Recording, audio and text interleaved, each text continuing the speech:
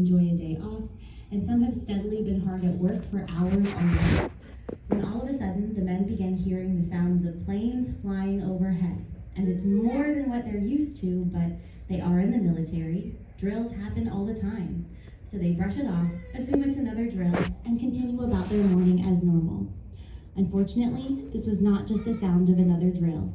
These were the sounds of the Japanese Kate torpedo bombers who had just received their orders from Admiral Yamamoto for the Imperial Japanese Navy to begin their attack on the United States Pacific Fleet.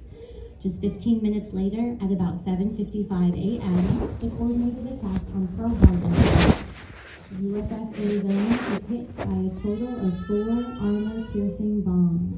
The final bomb lands at about 8:06, pierces the armored deck between gun turret 1 and gun turret 2, and makes its way about 4 decks below into the ship's forward magazine, which at that time contained over 1 million pounds of gunpowder. At about 8:10, the USS Arizona explodes. She burns at roughly 4,500 degrees Celsius, or 8,000 degrees Fahrenheit. The flames continue to burn for a total of 2.5 days, and they claim the lives of 1,177 men. This is a reminder that we are here today to visit this site where those 1,177 men lost their lives.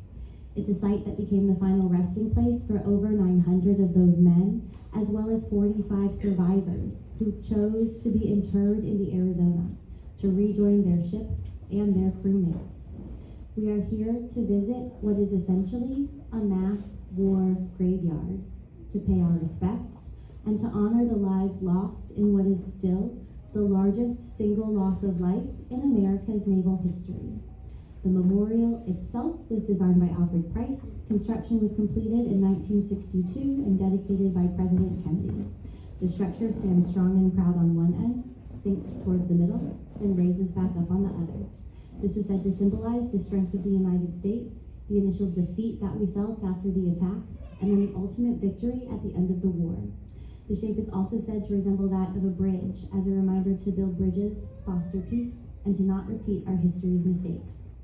Along the memorial, you'll find 21 openings representing a 21-gun salute for the men of the Arizona, or symbolizing the number of ships that were either severely damaged or sank during the attack on Pearl Harbor.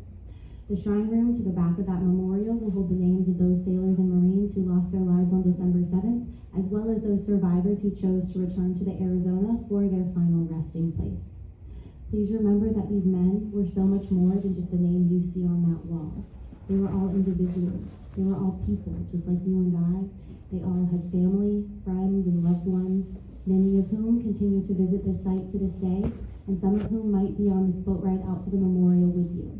So with that in mind, we ask that you help us maintain an atmosphere of quiet contemplation and respect.